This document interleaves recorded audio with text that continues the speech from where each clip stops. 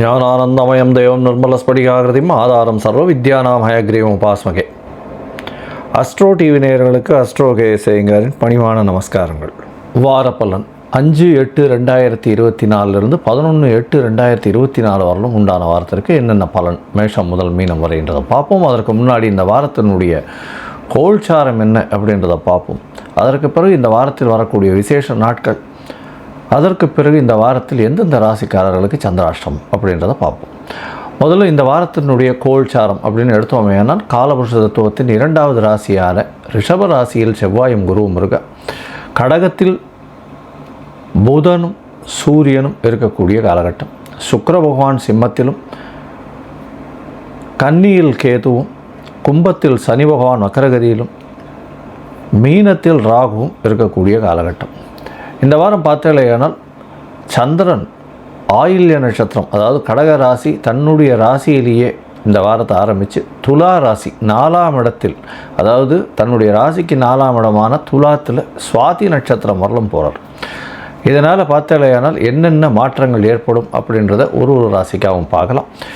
இந்த வாரத்தில் வரக்கூடிய விசேஷ நாட்கள் அப்படின்னு பார்க்கும்பொழுது, இந்த வாரத்தில் 7ஆம் தேதி அன்னைக்கு ஆடிப்பூரம், திருவாடிப்பூரத்து ஜெகத்துதித்தாள் வாழின்னு சொல்லக்கூடிய ஆண்டாள் பிறந்த தினம்.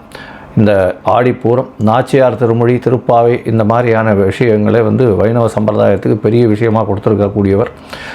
அதாவது ஆழ்வார்களிலே ஒரு பெண் இருக்கக்கூடிய ஒரு பெரிய வழிபாட்டுக்கு உகந்த ஒரு பெண்ணாக இருக்கக்கூடியவர்.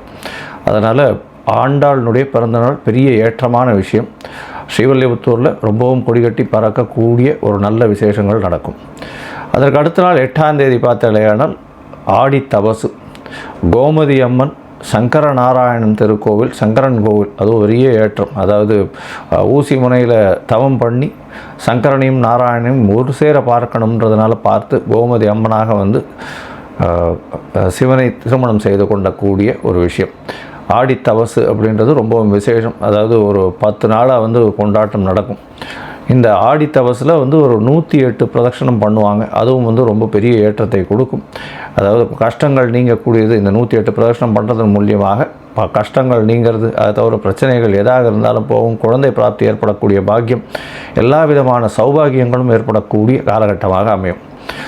இந்த வாரத்தில் பார்த்தேன்னா சஷ்டி விரதம், அது 10ஆம் தேதி அன்றைக்கி வருது. சஷ்டியில் விரதம் இருந்தால் அகப்பையில் வரும் குழந்தை பிராப்தி ஏற்படும் அப்படின்றதுனால சஷ்டி விரதம் முருகனுக்கு ஏற்றது ஒரு பெரிய விசேஷம். இந்த வாரம் 10ஆம் தேதி 10/8/2024 அன்றைக்கி வருது. நல்ல ஒரு ஏற்றமான காலமாக இருக்குது. பொதுவாகவே முருகனுக்கு வேண்டிட்டு சஷ்டி விரதம் இருப்பாங்க. எதிரிகளை வெல்லக்கூடிய காலகட்டமாகும், அதாவது வெல்றதுக்காகவும், அதை தவிர எந்த ஒரு கஷ்டங்களை விட்டு வெளியில் போவதற்காகவும், குழந்தை பிராப்தி ஏற்படுவதற்காகவும் இந்த சஷ்டி விரதம் இருக்கிறது. இது ஒரு வருஷ காலம், அதாவது 52 வாரம் 58 வாரம் அந்த மாதிரியான விசேஷங்கள் இருப்பாங்க. சரி, இந்த வாரம் எந்தெந்த ராசிக்காரர்களுக்கு சந்திராஷ்டமம் அப்படின்னு பார்த்தேனால் தனுசு, மகரம், கும்பம், மீனம் இந்த 4 ராசிக்காரர்களுக்கு சந்திராஷ்டமம் இருக்குது. சந்திராஷ்டமம்னா உங்களுடைய பிறந்த ராசிக்கு 8ஆம் இடத்தில் சந்திர பகவான் மறையக்கூடிய காலகட்டத்தை சந்திராஷ்டமம்னு சொல்கிறோம். சந்திராஷ்டமத்தினால என்ன அப்படின்னா, மதிகாரகன் மயங்கி இருக்கக்கூடிய காலகட்டத்தில் தவறான முடிவுகள் இருக்கக்கூடும். அதனால் சந்திராஷ்டம காலத்தில் முடிஞ்சவர்களும் எந்த ஒரு புதிய முயற்சி வேண்டாம், வெளியூர் வெளிமாநில பிரயாணம் வேண்டாம்னு சொல்கிறோம்.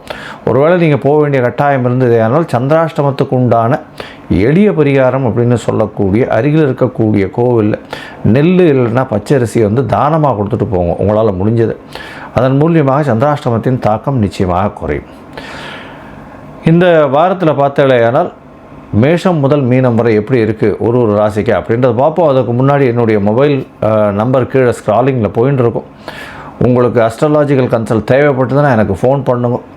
உங்களுடைய date, time, place of birth, உங்களுடைய பெயர், உங்களுடைய தாய் தகப்பனார் பெயர் அனுப்பிச்சிங்களே, ஆனால் உங்களுடைய ஜாதகத்தை போட்டு சந்தி இருக்கான்றதை பார்த்து, உங்களுடைய நட்சத்திர சந்தி, பாத சந்தி, லக்ன சந்தி இது எது இருந்ததுனாலும் பார்த்து, அதன் மூலியமாக உங்களுடைய தசாபுக்தி, அந்தரம், சூக்ஷ்மம் இது எல்லாத்தையும் பார்த்துட்டு இப்போ இருக்கக்கூடிய கோச்சார பிரகாரம் உங்களுக்கு என்ன ஏற்றமான காலங்கள் வரப்போகிறது அப்படின்றதையும், உங்களுடைய பிரச்சனைக்கு என்ன விடிவு காலம் அப்படின்றதையும் எளிதாக சொல்கிறேன்.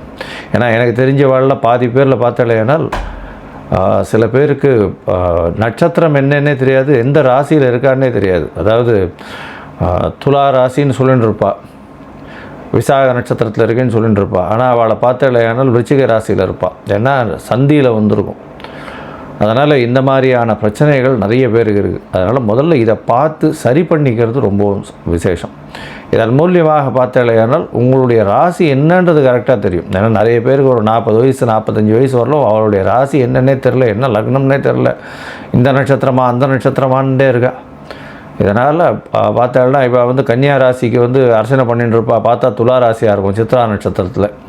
அந்த மாதிரி மாற்றி மாற்றி அவள் பண்ணிட்டு இருப்பாள். அதே மாதிரி பொருத்தம் பார்த்து கல்யாணமாகி பிரச்சனைகள்லாம் இருந்துகிட்டு இருக்கும். எதனால் பண்ணான்றதே தெரியாமல் இருக்கும்.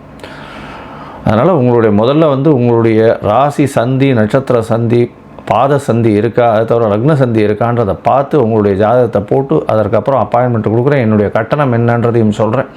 கட்டணத்தை செலுத்தி யூடிஆர் நம்பரை ஷேர் பண்ணுங்க. அதுக்கப்புறம் வந்து உங்களுக்கு அப்பாயின்மெண்ட் தரேன். உங்களுடைய ஜாதகத்தை பற்றி விரிவாக பேசலாம். சரி, இப்போ மேஷம் முதல் மீனம் வரை ஒரு ராசியாக 5/8/2024 11/8/2024 வரை உண்டான காலகட்டத்தில் என்னென்ன பலன் அப்படின்றத பார்ப்போம். கடகம், புனர்பூசம், பூசம், ஆயில்யம் இந்த 3 நட்சத்திரம் 9 பாதங்களை கொண்ட ராசி. ராசியின் அதிபதி சந்திர பகவான் அதிவேகமாக செல்லக்கூடிய கிரகம். இந்த வாரத்தில் பார்த்தோம்னா உங்களுடைய ராசியிலேயே சூரியனும் புதனும் இருக்கிறது விசேஷம். உங்களுடைய ராசிக்கு 2ஆம் அதிபதி அப்படின்னு சொல்லக்கூடிய குடும்பாதிபதி வந்து உங்களுடைய ராசியிலே இருக்கிறது மூலியமாக பணவரவிற்கு பஞ்சம் இருக்காது. எல்லா விதமான பணங்களும், அதாவது பணம் மூலியமாக எல்லா விதமான வேலைகள் மூலியமாக பணம் வரக்கூடிய வாய்ப்புகள் உண்டு. 2ஆம் இடத்துல சுக்கிரன் இருக்கிறதும் ரொம்ப விசேஷம். ஏன்னா சுக்கிர பகவான் உங்களுடைய 2ஆம் இடத்தை சுகப்படுத்துறதுனால கண்டிப்பாக குடும்பத்தில் நல்ல ஒரு மகிழ்ச்சி இருக்கக்கூடிய காலகட்டம், பேச்சில் நல்ல இனிமை இருக்கக்கூடிய காலகட்டமாக அமைய போகிறது. அதை தவிர பணவரவிற்கு பஞ்சம் இருக்காது. உங்களுடைய ராசிக்கு பார்த்தடையானால் 11ஆம் இடத்தில் இருக்கக்கூடிய குரு பகவானும் செவ்வாயும் 10ஆம் அதிபதினு சொல்லக்கூடிய அதியோகரான செவ்வாய் உங்களுடைய ராசிக்கு 11ஆம் இடத்துல இருக்கிறது மிகவும் விசேஷம். இதன் மூலியமாக பார்த்தீங்கன்னா குரு மங்கள யோகம் அமையிறது. அதன் மூலியமாக உங்களுக்கு ஒரு பெரிய ஏற்றத்தை கொடுக்கும். ரியல் எஸ்டேட் பிஸ்னஸ் பண்ணுறவங்க, இது வயல் வச்சிருக்கிறவங்க, அதாவது வயல்ன்றது சொல்லக்கூடியது இந்த நஞ்சை புஞ்சை இந்த மாதிரி எல்லாம் வச்சிருக்கிறவங்க, இது நெல் பயிர் போடுறவங்க, இவங்களுக்கெல்லாம் வந்து பெரிய ஏற்றம் கிடைக்கக்கூடிய காலகட்டமாக இருக்கும். அதை தவிர காய்கறி பயிரிடுறவங்க அதாவது வேகமாக எளிதில் அழுகக்கூடிய பொருட்கள் வச்சிருக்க வியாபாரம் பண்ணுறவங்க, இவங்களுக்கு பெரிய ஏற்றம் கிடைக்கும். அதை தவிர வந்து உணவு சப்ளை பண்ணுறவங்க, இந்த ஜொமேட்டோ இந்த மாதிரியான விஷயங்கள் இருக்கு இல்லையா, அந்த மாதிரி இதில் ஒர்க் பண்ணுறவங்க, இவங்களுக்கு பெரிய ஏற்றம் கிடைக்கும். திடீர்னு வந்து அவங்களுக்கு வியாபாரம் பெரிய ஏற்றத்தை கொடுக்கக்கூடிய காலகட்டமாக இருக்கும். டிரைவர்ஸ் அவங்களுக்கு ஒரு நல்ல ஏற்றம் இருக்கக்கூடிய காலகட்டமாக இருக்கும். கலைத்துறையில் இருக்கக்கூடிய பாடல் பாடுபவர்கள், அதை தவிர வந்து இந்த மேக்கப் மேன், பெண்களுக்கு வந்து மேக்கப் பண்ணுறவங்க, இவங்களுக்கெல்லாம் வந்து பெரிய ஏற்றம் கிடைக்கக்கூடிய காலமாக இந்த வாரம் அமைய போகிறது. இந்த வாரத்தில் பார்த்தீங்கன்னா அதாவது 5/8/2024 11/8/2024 வருடம் உண்டான வாரத்தில் சந்திர பகவான் உங்களுடைய ராசியிலேயே இந்த வாரத்தை ஆரம்பிக்கிறார். இந்த வாரத்தில் 5ஆம் தேதி மாலை ஒரு 4:30 மணி வரணும் இருக்கக்கூடிய காலகட்டமாக இருக்குது. 3 கிரகங்கள் இருக்கக்கூடிய காலகட்டமாக இருக்குது. சூரியன், சந்திரன் மற்றும் புதனோடு சேர்ந்து இருக்கக்கூடிய காலகட்டம். 12ஆம் அதிபதியும் சேர்ந்து இருக்கிறதுனால உங்களுடைய செலவுகள் கொஞ்சம் அதிகமாகும். செலவுகள் நீங்கள் சிந்தித்து செயல்படக்கூடிய அளவுக்கு இருக்கும். ராசிநாதனே ராசி ஆட்சி பெற்று இருக்கிறதும் சூரிய பகவானோட சேர்ந்திருக்கிறதுனால ராசிநாதன் கொஞ்சம் வந்து ஏற்றத்துடன் இருக்கக்கூடிய வாய்ப்புகள் இல்லை. ஏன்னா அன்றைக்கி அமாவாசை திதியாகவும் இருக்கிறதுனால, அதாவது அமாவாசை திதியில் அமாவாசை பிரதமை திதியில் இருக்கிறதுனால இந்த காலகட்டத்தில் சந்திரனுக்கு வெளிச்சம் இல்லாமல் இருக்கிறதுனாலையும் சந்திர பகவான் அந்த அளவுக்கு ஒளி தத்துவத்தோட ஒளி பொருத்தி இருக்கிறதுனாலையும் நல்ல ஒரு ஏற்றம் இருக்காது. உடல்நிலையில் கொஞ்சம் ஜாகிரதையாக இருக்கிறது ரொம்பவும் நல்லது. உடல்நிலைக்காக கொஞ்சம் செலவு பண்ண வேண்டிய காலகட்டமாக அமையும். உங்களுடைய ராசிக்கு பார்த்தோன்னா 2ஆம் இடத்துல சந்திர பகவான் போகிறார். அது வந்து 5ஆம் தேதி மாலையிலிருந்து 8ஆம் தேதி அதிகாலை ஒரு 3:30 மணி வரலும் இருக்கக்கூடிய காலகட்டம். இந்த காலகட்டத்தில் சுக்கிரனோடு சந்திர பகவான் இருக்கிறது பெரிய விசேஷம். இதன் மூலியமாக உங்களுடைய குடும்பத்தில் நல்ல ஒரு ஏற்றம் இருக்கும். குடும்பத்திற்காக செலவு பண்ணுவீங்க. வீட்டை அலங்கரிக்கிறதுக்கு செலவு பண்ணக்கூடிய காலகட்டமாக அமைய போகிறது. உங்களுடைய ராசிக்கு பார்த்தலையானால் 3ஆம் இடத்துல சந்திர பகவான் போகிறார். அது வந்து 8ஆம் தேதியிலிருந்து 10ஆம் தேதி மாலை ஒரு 3:30 மணி வரலும் இருக்கக்கூடிய காலகட்டம்.